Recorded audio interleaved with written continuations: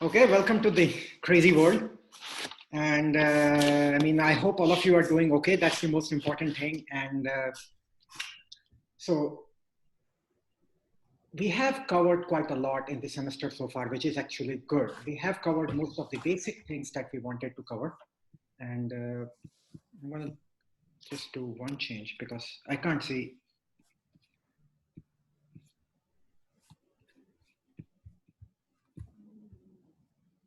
All right, so we have covered most of the basic things that you need to remember in statistical mechanics, which is the key idea of a partition function, how to calculate the partition function, and the fun things you can do with it. What we have been doing so far is to look at systems where there is no interaction between different parts. There is Luke. Luke, can you hear me?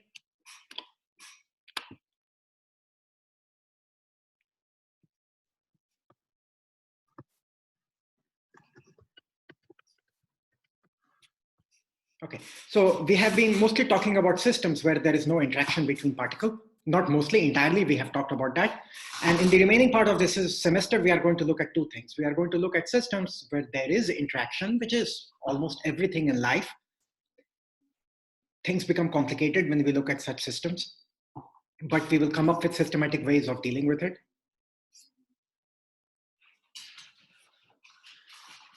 Here's my dog. Hi.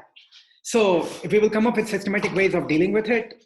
And so the two things that we will be doing. One is to deal with interacting systems. And secondly, we are going to look at phase transitions, which is when properties of a system undergo a very distinct change. So these are the two things that we are going to do.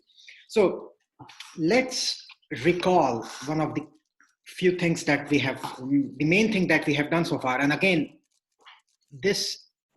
in these few lectures, my notes that I write down on my iPad, I will be saving them as a PDF and sending them to you. So if you don't want to take notes, that's absolutely fine. If you just want to scribble something on your note, whatever you want to do is fine, but you will have access to my notes. So in a certain way, it's almost better. And please interrupt me at any point if you want to ask me a question. Zoom also has a pop quiz feature, which I'm completely going to use, I promise you. So not today though, likely. Okay, so recall at this point. So what are we doing now? So here, our main interest now is to talk about interacting systems. What do we mean by interacting systems? So let's say we have particles 1, 2, 3, n. Let's say we had n particles. So in classical mechanics, the microstate of such a system would be completely characterized by a high dimensional vector given by R1, R2, R3, R3n, P1, P2, P3, P3n, right? If we knew this, collectively we call this as R capital N, P capital N. If we knew this, we know everything about the system that is to be known. So one change I am going to do next time in the class is to remove the setting where I have to admit people into the meeting room, because I see one or two of you went out and came back in, and this way you can join. I mean, try not to be late, but if you come late, that's fine. So if we know this, we know everything about the system. And in classical mechanics, the target then is the partition function. For example, in canonical partition function, it would be given by, so this is our target.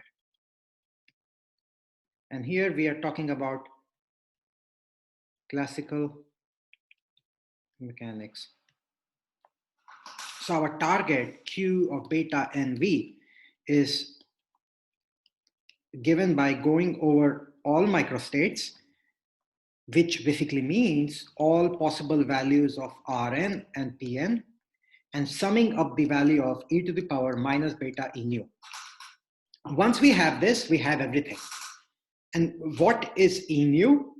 E nu is typically given, not typically, E nu is given by the Hamiltonian of the system, which is a function of the position and the momentum coordinates. For those of you who are from a physics background, thinking about Hamiltonians is trivial. For those of You who are not from a physics background, at least I didn't do undergrad in physics, so I always would be a bit like, what is this crazy Hamiltonian people are talking about?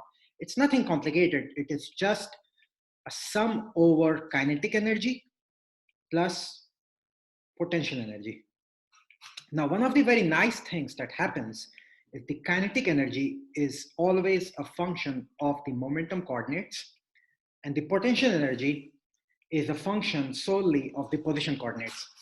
I would, if you, I mean, during this quarantine, everyone has a lot of time. I clearly seem to have a lot of time that I don't know what to do with. I would invite you to go and think about systems where this might not be true, where, for example, you have K of Pn comma Rn. Is this possible?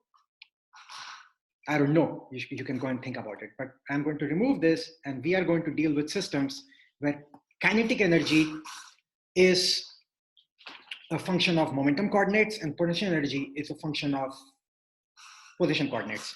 Such a system is so it typically happens in any conservative system that follows Newton's law of motion, conservative Newtonian system. You can go and think about where it might fail.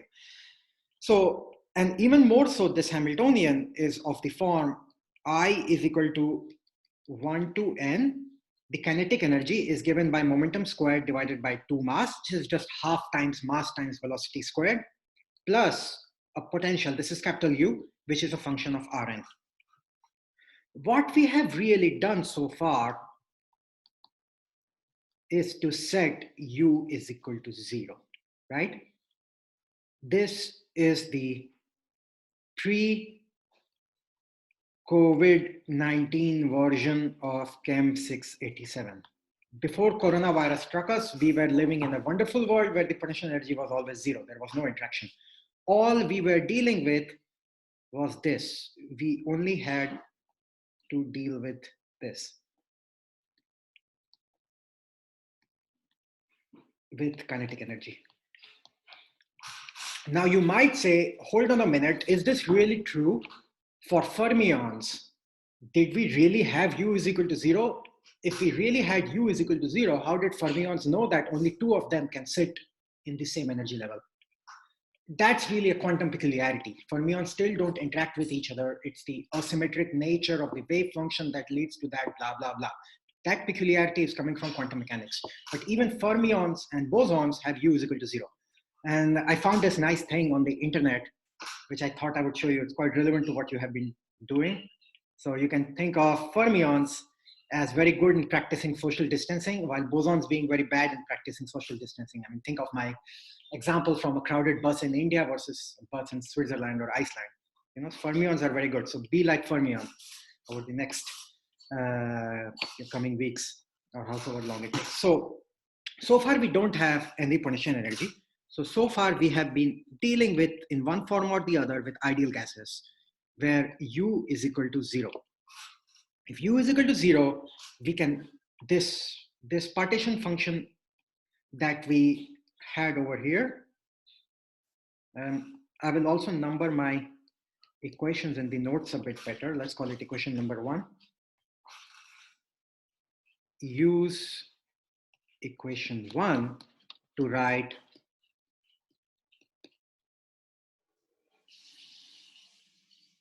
Q is equal to summation over microstates e to the power minus beta E nu, where E nu is now only kinetic energy.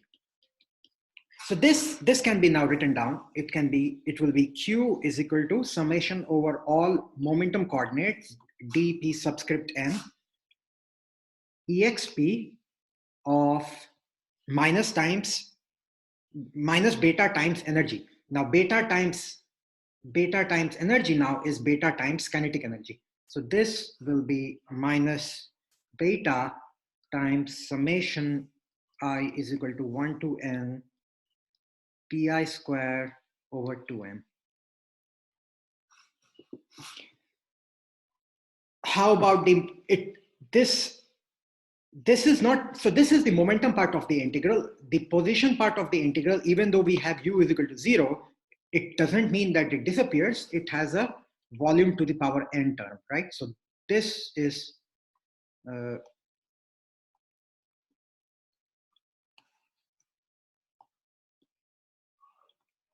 from integrating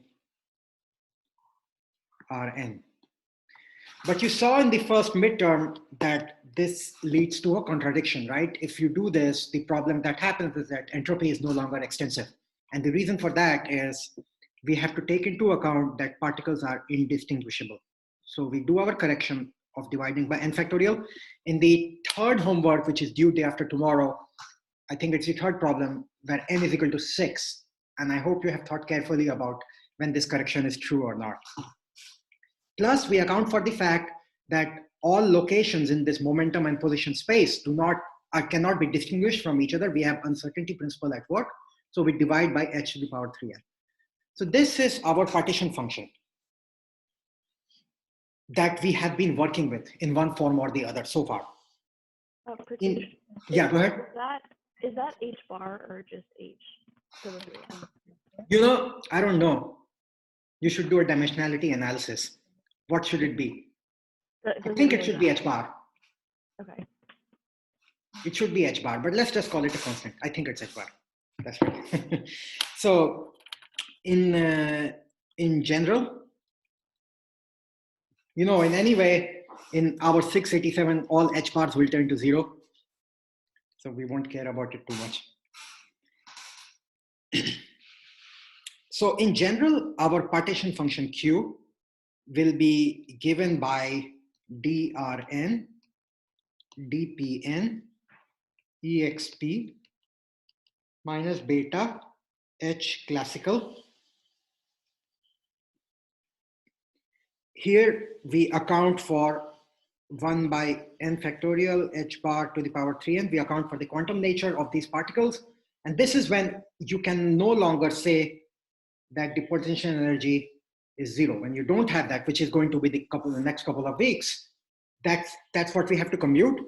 And the nice thing about partition functions is that on top of this, if you have uncoupled, the uncoupling is key. If you have uncoupled quantum degrees of freedom, you can go and calculate their partition function and just multiply it over here.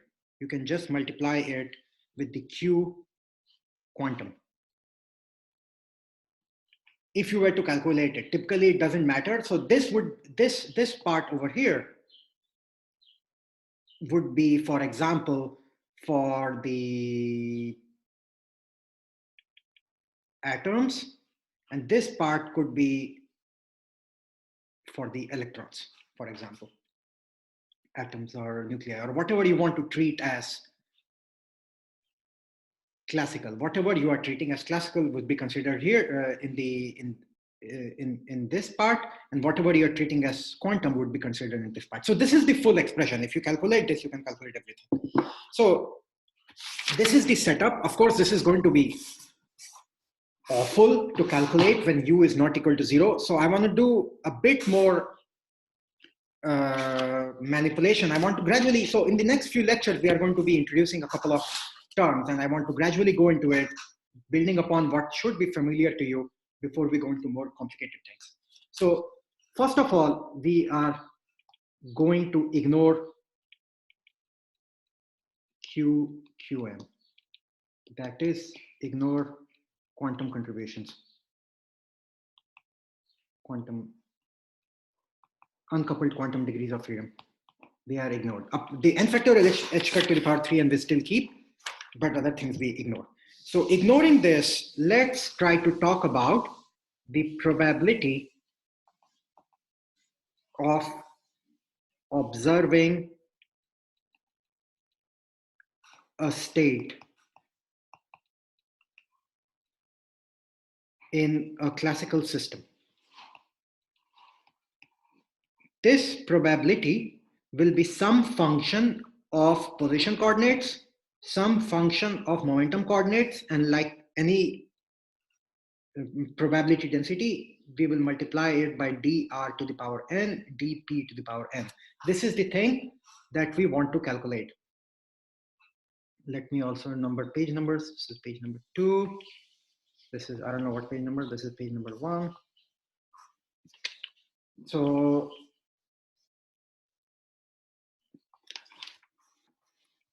now we are on page number 3. And now we are interested in f of r and pn. So f of r and pn will be like, it's a canonical partition function that we are dealing with. So f of r and pn will be e to the power minus beta Hamiltonian of r and pn divided by the partition function, right? And what is the partition function? drn dpn e to the power minus beta this. So this is why I said that whether it is h or h bar. Ben showed up. Good. Hi, Ben. So we have 18 participants, which means one student is missing. Okay, so yeah, Ben. So I will be posting video of the lecture later anyway, so you didn't miss on much, but yeah, anyway. So the reason this h bar term, or even the n factorial, doesn't really matter is because over here, it just canceled out, right? It would show in the numerator, it would show in the denominator, and it would just cancel. That's why it didn't really matter.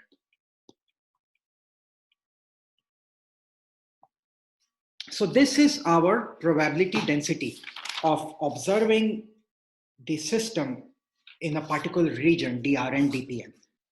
So now notice that our Hamiltonian itself was written in the form kinetic energy as a function of Pn plus potential energy as a function of Rn, right?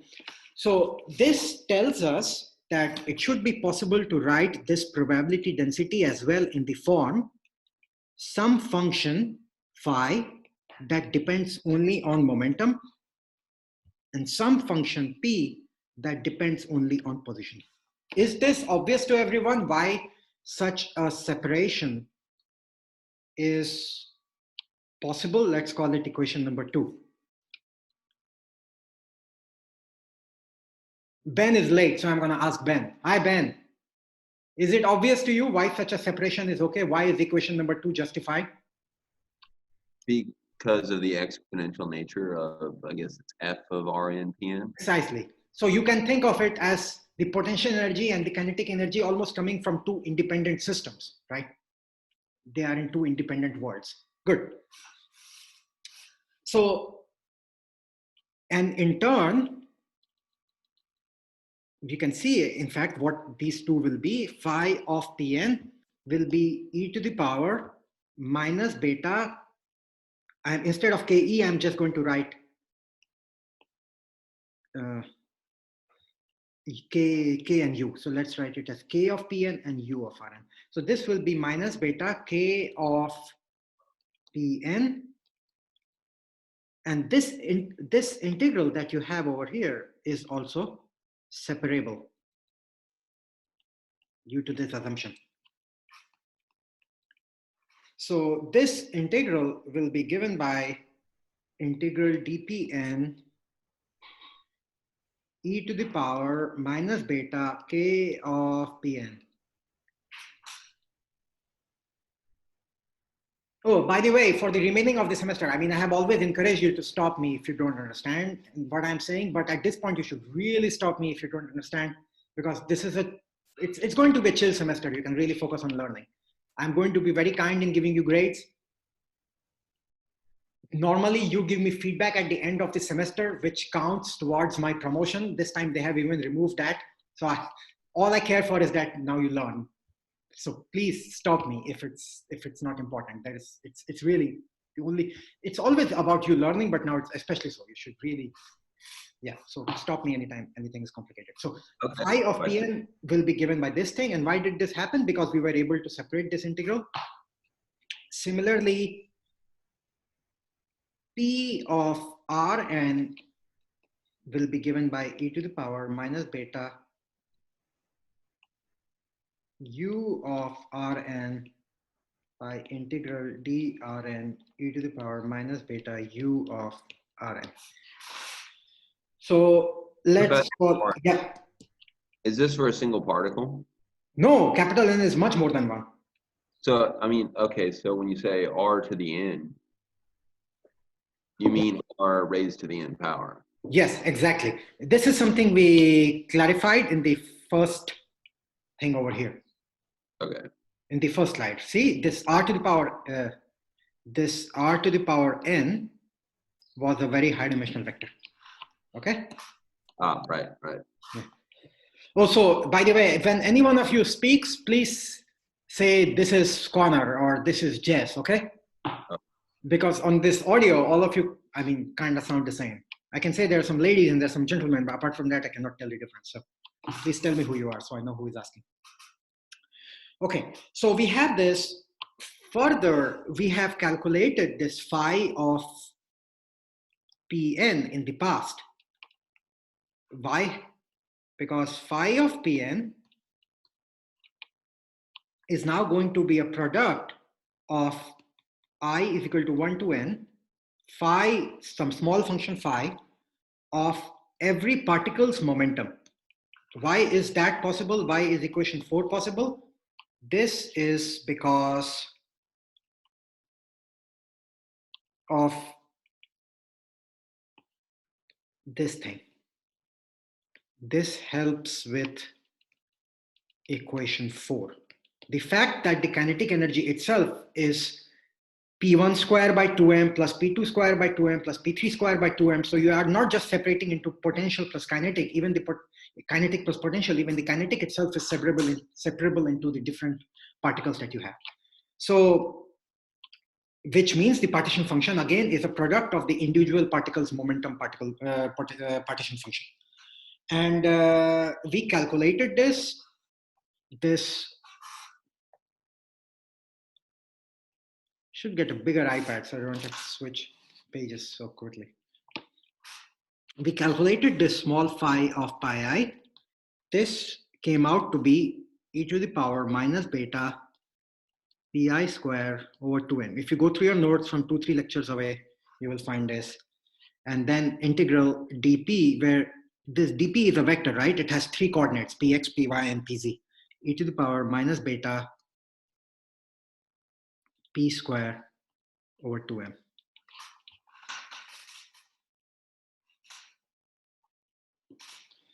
So what we did then was to show that given this, we can calculate the average value of the momentum of a particle. The more we can calculate this is the average value of modulus of momentum. What does that mean? It is the speed, essentially, right?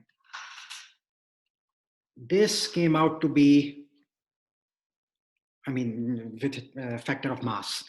dp. So the things that I'm doing in today's lecture, it's been a couple of weeks, so it might be a bit strange looking to you. So please go back and work through this and until this all seems familiar again. E to the power minus beta p square over 2m, where p is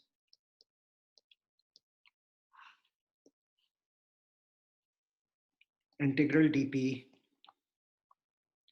e to the power minus beta p square over 2m. And we calculated this.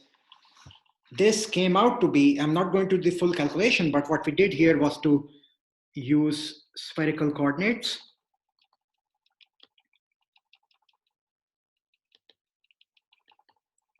And this came out to be 8 kt m by pi to the power 1 by 2. And since I'm following Chandler's book quite closely, I will mention, so all of this, what we are doing in the next few lectures is chapter 7 of Chandler. We will come back to one of the preceding chapters, but this is chapter 7. So this part is page 193, and I don't think Chandler has had many additions. Before exercise 7.4. Well, it is exercise 7.4 to finish this derivation. So you can see over here.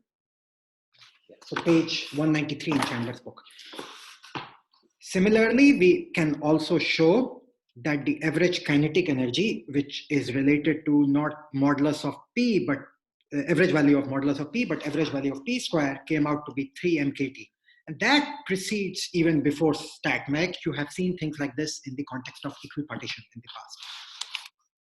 So let's call this as equation, should we call it equation 5? That was 4, so let's call it equation 5, equation 6. So using equation 1 to 6, whatever we have so far, we can write down the Q as 1 by n factorial, 1 by lambda t to the power 3n. So what are we doing here? What we are doing here is to realize that the momentum part of that phi of Pn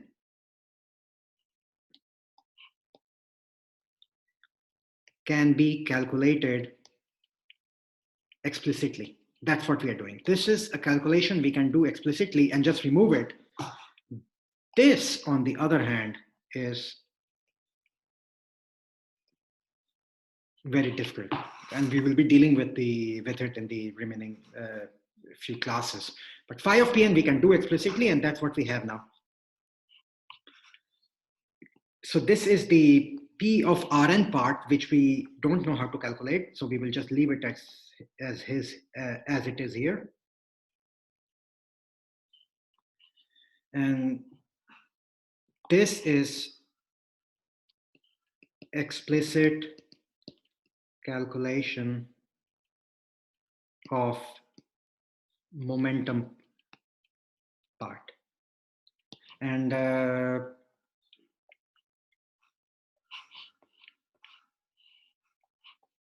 what is that lambda t?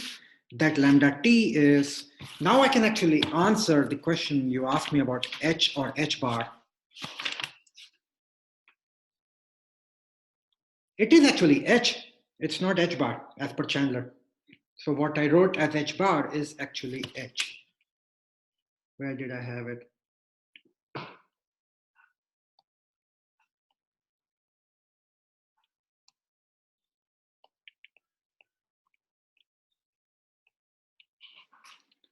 You know, the more I use an iPad to take my notes, I can go back and delete things and rewrite again. Wonder if in life, you know, for your actions, you have go back in the past and delete an action and redo it. It's so wonderful.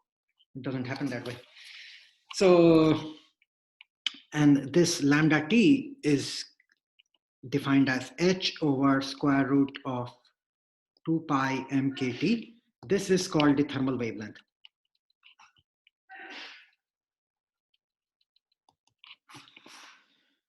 And so this is where we are. We have this is the main equation, equation 7. If we could calculate this equation, so our u of Rn will be a very complicated function of all position and coordinates. For example, so I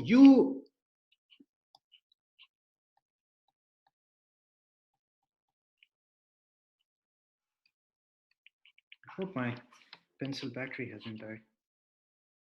Oh no. Let me charge my pencil as I talk for a little bit. So u of Rn will be a very complicated function. For example, it could depend, so Rn that we had over here the Rn is a complicated 3n dimensional quantity, right? So u of Rn could depend on all 3n coordinates at the same time, or it could depend on 2 of the coordinates at the same time, taken pairwise. It could be lots and lots of different forms for u of Rn. And in principle, we can go and calculate for any u of Rn, we can go and put it in equation 7 and calculate the partition function. Once we have the partition function, we can do whatever we want with it. But in practice, that's going to be really, really hard. And that's what we are going to deal with now. So sorry about that.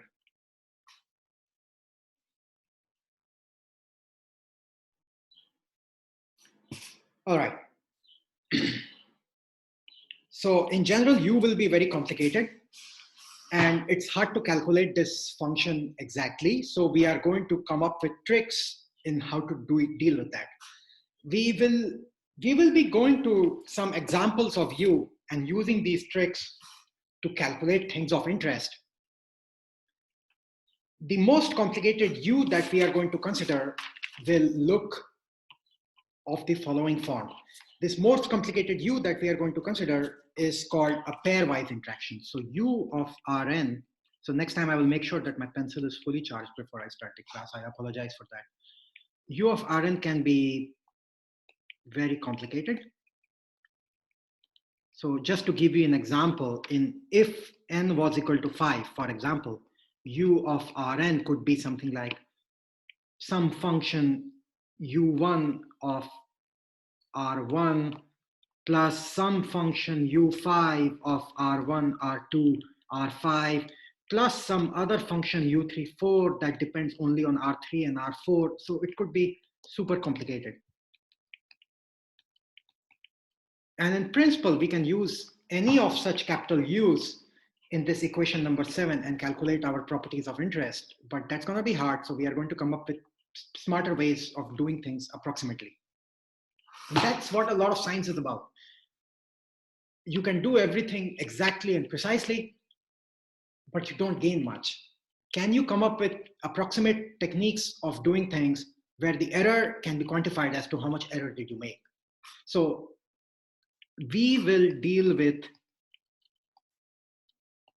not today, but in a couple of lectures, with a pairwise interaction. That's the typical form of U we will deal with, pairwise interaction. And in pairwise interaction, this capital U for an n particle system is given by small u between any two particles, I and j, that depends only on the distance between them. So if I is here and j is here, this is the vector rj minus ri. You could have an interaction where the energy depends on how this vector is oriented, right? And that would be very complicated. And it matters a lot. For example, water, in order to model the water molecule, you need to consider such angular dependencies. But we are not going to consider that. We will just consider where this angular dependence does not matter. All that matters is the distance between two particles. And this interaction in turn is restricted to I more than j equal to 1, going all the way till n. So this is called a pair potential. And this small u of r on its own could look something like, so the small u of r could look something like this. So we will be dealing with this later. For now, we just want to develop some machinery which is going to allow us to deal with this. So the machinery that will allow us to deal with it is in the context of, is under the label of distribution functions. What do distribution functions mean? Distribution functions talk about, so we have n particle systems, right? N particle system. So let's say you are interested in only 2 of those particles. You label them. So there are 18 of us right now. Let's say I'm interested in where Pawan and Logan are to be found. Also, we have completely removed momentum from this picture, right? We simply integrated out the momentum partition function, which has some temperature dependence, but now on, momentum does not play a role. Momentum is not there. So we are interested only in positions. Furthermore, we are interested in positions of Logan and Pawan averaging over position of everything else. So we are interested in the joint probability, so of observing 2 particles, particle number 1 at position R1 and particle number 2 at position R2. Here 2 denotes that it's kind of redundant because you already have 2 variables over here. So 2 is redundant, 2 on the top is redundant, but that's how we will write it. So this is the joint probability. So what I did in the last 40 minutes was essentially a rehash of things we had already done. Now is the new material that begins. And again, Chandler, chapter 7. So joint probability distribution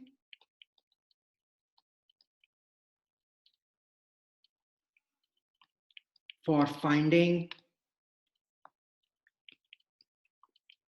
particle 1 at some position R1 and particle 2 at position R2. Anyone has an idea as to how can we calculate this P of 2 R1 R2 from the big P as a function of all Rn that we had written down earlier? How can we calculate this P2 of R1 R2 from the capital P as a function of Rn? Any help for me?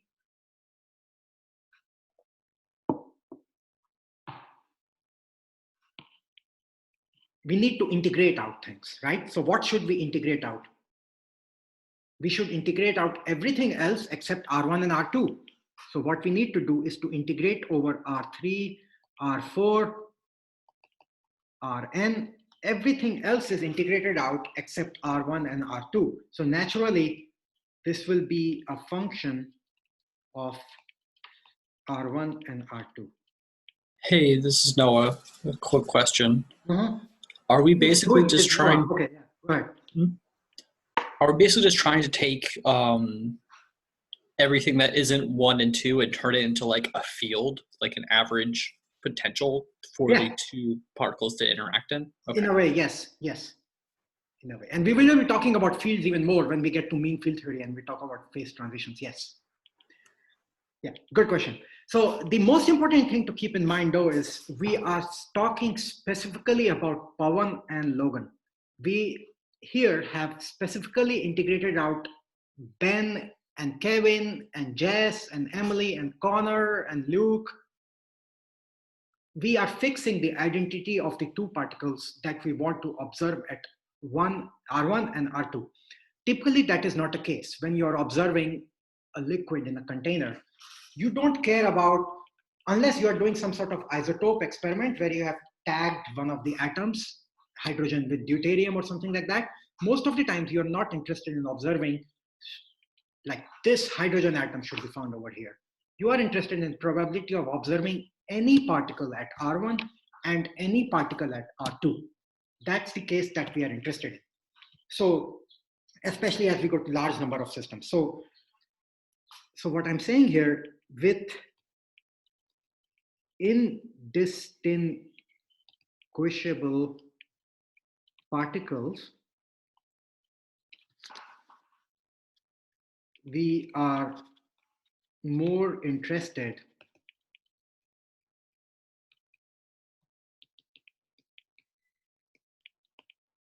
in non-specific probabilities. So not just observing 1 at R1 and 2 at R2, but any particle at R1 and any particle at R2. Even though we are using the name 1 and 2, it doesn't have anything to do with particle number 1 or particle number 2. The particles themselves are indistinguishable in any particle at R2. This is Luke speaking. Yeah, I think that, or at least on my screen, it looks like the tablet page is frozen. I hadn't seen anything yet. Yeah, you're right. The past 20 seconds or so. Yeah, for me too. Let's do.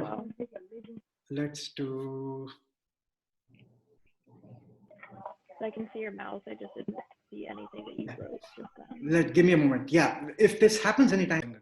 Okay, so this is what I wrote. So yeah, it's like I was speaking into the void. So P2 of R1, R2 was the joint probability distribution for, I will underline. So P2 of R1, R2 was the joint probability distribution for finding particle 1 at R1 and particle 2 at R2. It really fixated on which particles do you want to see at R1 and which particles at R2. So in order to get this, you took the full probability distribution function and integrated out everything else except R1 and R2. You integrated out R3, R4, Rn, but with indistinguishable particles, we are more interested in non-specific probabilities. We are interested in finding any particle at R1 and any particle at R2. So how do we get that? So this equation, which we had above here, let's call it equation number 8. So this is, so by the way, this is called the two-particle distribution function. So sorry, Dr. Yeah. Sorry. It just looks really zoomed in on my screen. Like I can only see half of your page. I don't know if that's happening with anyone else. Can you see the graph now and everything? No. Try the view, go to the top, it says view options. You can change the zoom ratio. Maybe that's it. It says fit to window and Try original size. yeah, that doesn't work either. Okay, good. So this thing is our distribution function. It's a two-particle distribution function. But what we want is something that we are going to call a reduced distribution function, because it takes into account the indistinguishability of the particles. So we want a reduced distribution function. The notation for the reduced distribution function that we will use is rho of 2, R1, R2. Rho of 2, R1, R2 will be related to P superscript 2 of R1, R2, but it will account for the fact we don't want to just find particle 1 at R1 and particle 2 at R2, but any particle at 1 and any particle at R1 and any other particle at R2. So any suggestions, any ideas on how, what should we write here to connect these two things?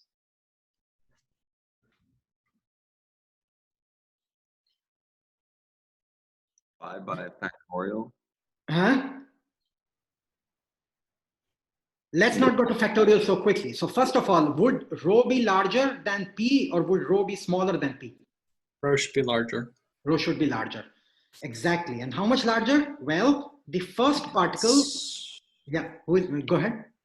N times n minus 1. Precisely. The first particle could have been picked in n ways. The second particle could have been picked in n minus 1 ways. So that's the relation between rho and P. So this is our reduced distribution function. And in general, of course, we have the factorial. In general, if we were not just interested in two-particle distribution functions, but we were interested in small n particle distribution functions, of course, small n can be anywhere from 1 till all the way up to capital N. If we go all the way up to capital N, then it's kind of pointless. What will we do with it? But in general, this rho of small n R1, now it's going to be a function of R small n, will be given by n factorial by n minus small n factorial multiplied by capital P to the power small n of R1 R small n.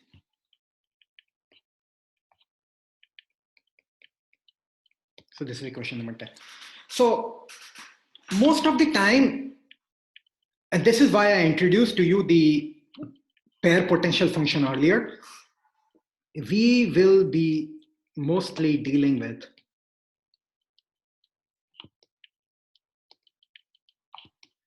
isotropic liquids. Our liquids do not have a sense of directionality. In this case, let's think about the probability, the distribution function rho 1 of R1 of observing any particle. When I say liquids, actually it's better if I call it fluids, which includes gases also, isotropic fluids. So rho 1 of R1 for an isotropic fluid will simply be constant. It won't depend on where you are looking at, independent of R1. And if you recall equation 10, using equation 10, where small n can take any value from 1 till capital N, rho 1 of R1 is n factorial by n minus 1 factorial P1 of R1, right? Is equal to capital N times P1 of R1 therefore rho is equal to n P1 of R1. Now if you integrate it both sides along dr1, what will you get? Rho times integral dr1 is rho times volume. Here it will be n times dr1 p of 1 r1. What can we say about this thing? Suhas, are you still there? Yes, I am. You should be an expert in this online learning thing. You did it from India. Did I? Oh, Well, yeah. don't you remember? I did do that, yeah. So you are an expert in this. So what should be this integral in the blue circle? Is it the radial distribution function? Think even simpler. It's a probability distribution integrated over all space. Okay. So what Yeah. should it be? 1. 1, right? Sure. 1. Oh, yeah. Yeah, it was a trick question. Yeah. We have taken the probability. I'm just making sure all of you. Yeah, I mean, I don't mean to scare you just because I cannot see you. So, you know. Good. So this is simply n. So what is rho? Is n by v, which is the density, right? So common sense prevails. So this, for an isotropic liquid, rho 1 of R1 will be equal to rho independent of R1, which is fine. We just recovered that rho 1 is equal to n by v, nothing fantastic. The fun really starts to happen. By fun, I mean purely type 2 fun, when we think about rho 2 and higher order terms. That will not be as simple. So what we can do now is to define a decorrelation function.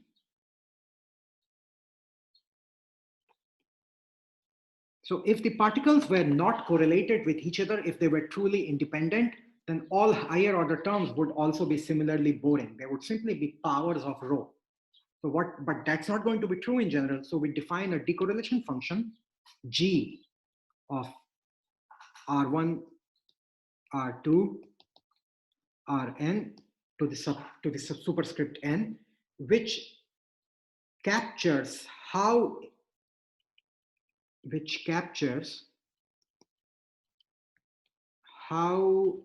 dependent the particles are with each other.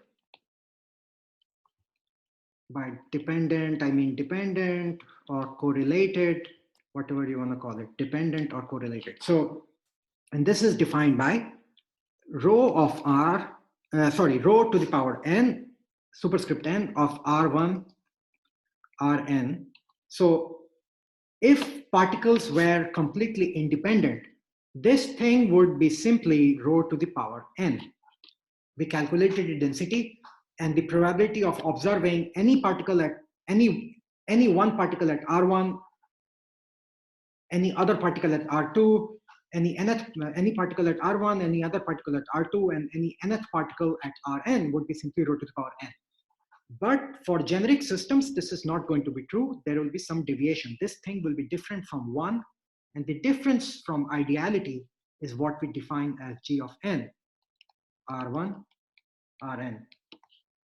In other words, what we have done is to define G of n, R1, Rn as rho n, R1 Rn by rho to the power n. This is what we have done. Did I call it decorrelation function? No, it's a correlation function, sorry.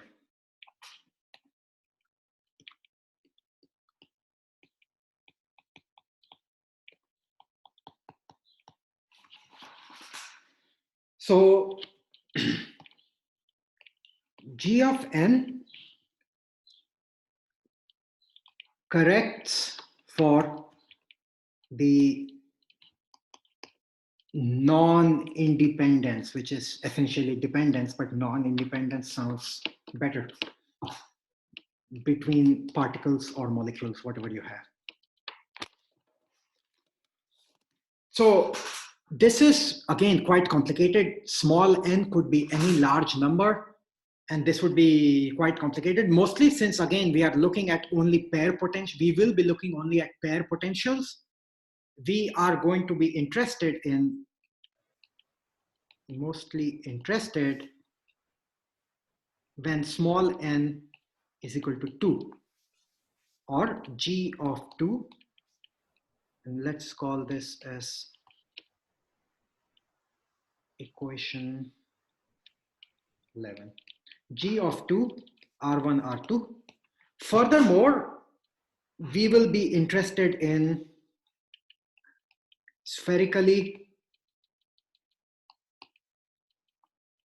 symmetric molecules, and those of you who do spectroscopy or work with anything of any practical interest, you will be like, oh, come on, things are not spherically symmetric. Even ammonia is not spherically symmetric, you know.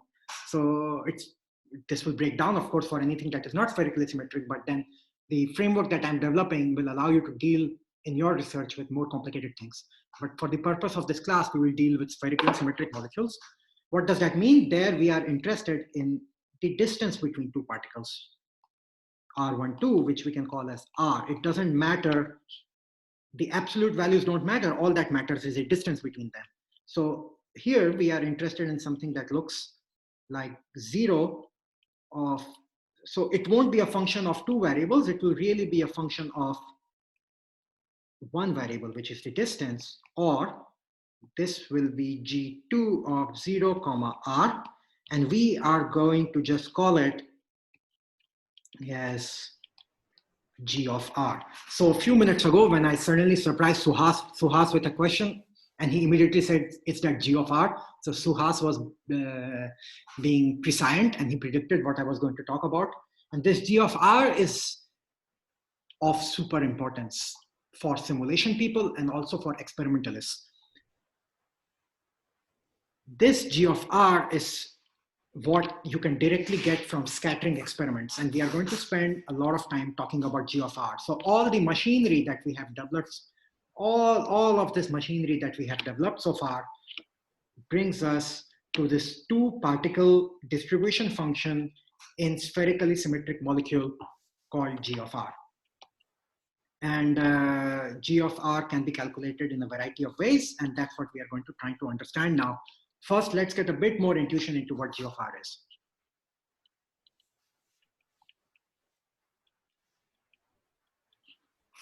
Owen, are you still there? Yeah, I'm here. Okay, I'm going to have a trick question for you shortly, so better be attentive. Okay. I had a quick Yeah. question about G of R. Go ahead. What does the 0 come from? Is that like, because it's a function of 0, comma. So, yeah, good. So 0 comes from this. So let's say R1 was here, R2 was here, right? Okay. In spherically symmetric molecules, this thing would be the same as bringing the R1 to origin and R2 a bit closer to the origin. Oh, so you're just shifting everything to be at the So origin. the R1 becomes 0 and the R2 becomes R2 minus R1. That's all I have done. All right. Sounds good. So I have a little follow-up to that. This Go ahead. Suhas question. Why is it specifically true for spherical systems and not anything else? When would it not be true? when you don't have spherical symmetry, for example, so this R1, R2, this is a vector, right? Mm. So what does it mean? It means distance, phi, and psi. Right. This phi, let's call your distance as r, phi and psi. We are saying that phi and psi can be ignored. All that matters is r. But if you shift the origin, will phi and psi change? Phi of psi won't change, but it's not just shifting, right? We are also talking about rotation here. Okay.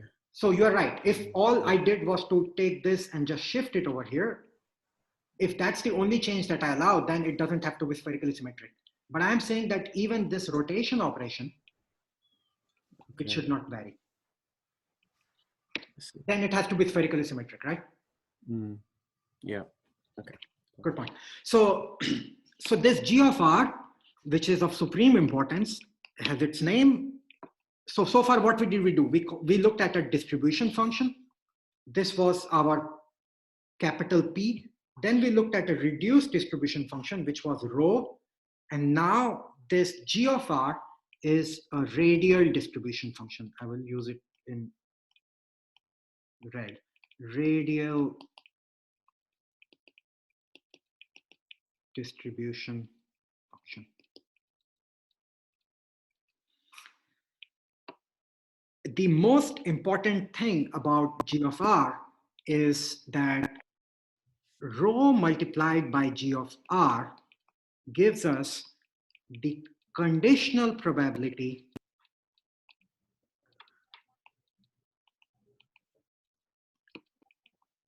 that a particle can be found at R given that another particle is at origin 0. This was going to be my trick question for Pawan, but I will explain it anyway. It's a bit longer than, especially on an iPad setting. But before I get into it, why don't all of you take just a few seconds to see if you have a clean explanation for this, and if you can see why this might make sense. This is an exercise problem in Chandler, but we will do it right now because it's really important. Does Pawan or anyone else, anyone, not just Pawan, do you have a sense for why this might be true?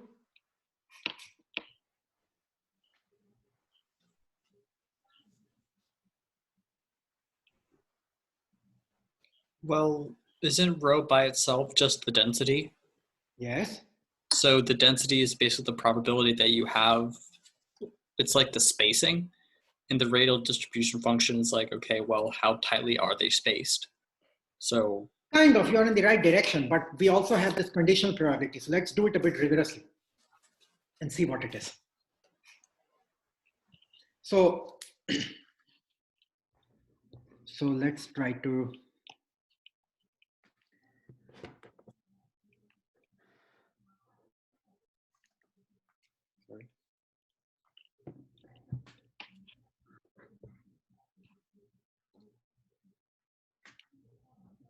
okay. Why is my pencil not working? Sorry about that.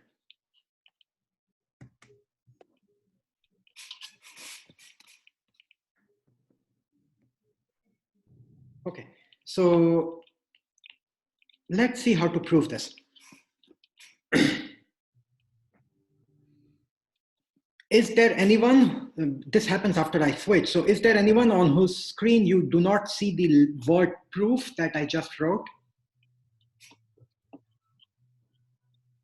Okay, so looks like everyone see it. So rho of GR, and this will give you intuition into what these terms are, is nothing but, what is G of R? G of R in full is given by G2 of 0, R, right?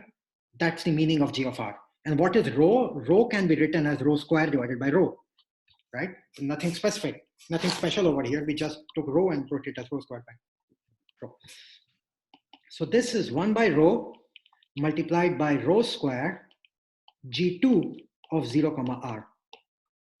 This thing, however, is something we have seen before. This is how we define G2. So if you look at G, if you put n is equal to 2 here, then G2 would be rho 2 by rho square, correct? So this thing is 1 by rho 2 of 0 comma r. This thing in turn is rho 2 of 0 comma r by rho 1 of anywhere, because it's an isotropic liquid, 0. What can we say about this ratio of two quantities? What is this? Does anyone have any hints here? Anyone who likes probability? That's why I asked Pawan, because I know he likes probability. But if there is anyone else who likes probability, please help me. This feels really close to density, but I'm not sure. No, it's more than density. This is, the hint is probability theory. Does anyone remember the most famous theorem in probability theory? It's like sorry, this is Luke, like this Bayes theorem, sort of, you're dividing out a Yes. you have the joint density, Exactly. and you're dividing out by like the one you're not doing the, yeah. Exactly. So I forgot we have a real mathematician in the class. So by the way, Luke, do you know what was Bayes' actual profession? I don't. You should look it up on Wikipedia. I think he was. It's not like computational, or is it? No, he was a he was a church pastor or something 300 years ago. He was a religious preacher. So what Luke said is, Bayes' theorem says that the conditional probability of observing y given x is given by joint probability divided by one event's probability. And this is exactly what you have over here. This thing is the joint probability. This thing is the individual probability. So now if you think of the whole thing together, this is the conditional probability of observing a particle at r, corresponding to the y that I showed over here, given that you have another particle at origin. And that's our proof for this thing. So this is the significance of rho g of r, that it is the conditional probability that a particle can be found at r given another particle is at origin 0. Another point I want to mention about, we will be finishing in 5 minutes. I mean, good thing now is that you don't have to physically go somewhere to take your next class or anything. You just have to change your Zoom. So what can we say about g of r as r tends to infinity? Can we say anything about it? What should be the value? Any suggestions? 0. Good guess. Well, kind of good guess. Let's look at equation 11. What can you say now?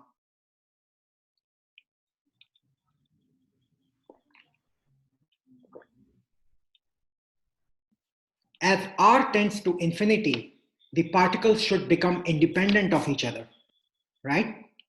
So rho to the power, rho superscript n, which is this one, should become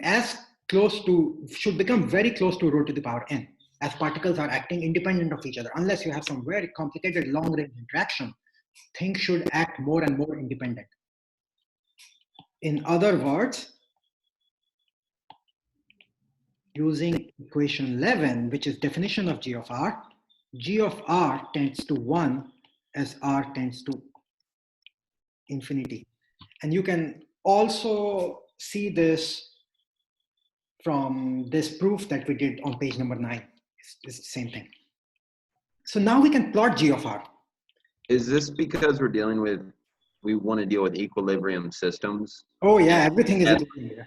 You have to have it the density go to a constant? Otherwise, that means there's some kind of inhomogeneity in it. Precisely. We're dealing with equilibrium systems. It's not a fluid which is moving around and doing funky things.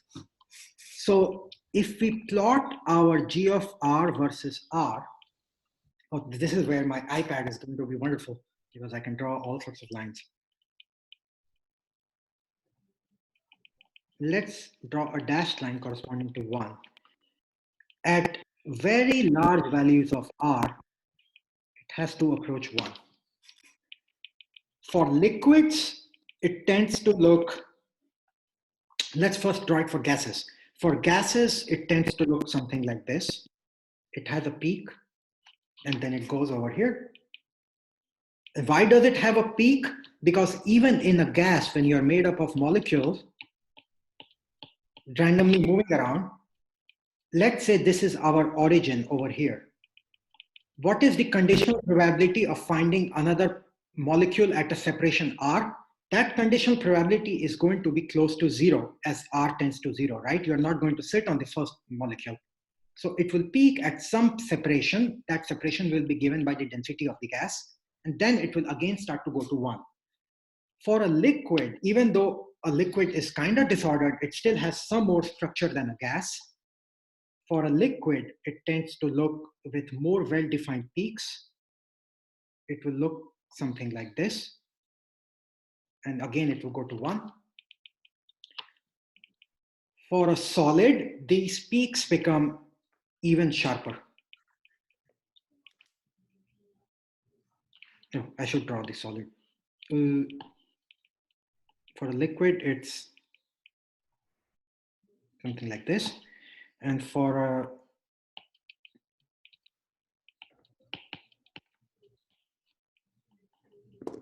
this is 1, and this is liquid. This is gas. For a solid, it will just have, I'm just going to call this as the line. No, actually, yeah, let's leave it as it. For a solid, it will look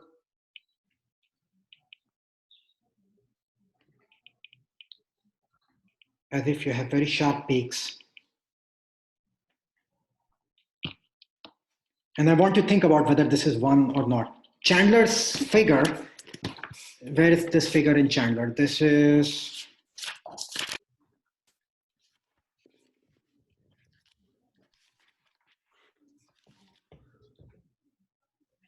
figure 7.4 in Chandler. So what should the location of these peaks correspond to? In a solid, they will be corresponding to the nearest neighbor, the second nearest neighbor. And the interesting thing is that it is not always guaranteed in a solid that the height of this first peak has to be higher than the height of the second peak. You can have non-trivial relations in complicated materials and alloys. These things can be extremely non-trivial. And why is this G of R plot so important? Because you can directly obtain it from X-ray scattering. This G of R is nothing but the Fourier transform of the positions. It is related to a Fourier transform of positions. So I'm going to stop here. This is a plot of G of R. Next class on Thursday, where you should also submit your homeworks before the class, we will revisit these plots. And then we will see as to, once we have this G of R coming out of some experiment, we will not talk about how do we actually calculate G of R from experiment. I will just show you how it can be obtained. Please read Chandler. He also talks about this a little bit. But once we have G of R, which can actually be measured in experiments, we can go and calculate all sorts of wonderful thermodynamic properties about the system. And that's why it's important. Okay, so this is it for today. Any questions for me?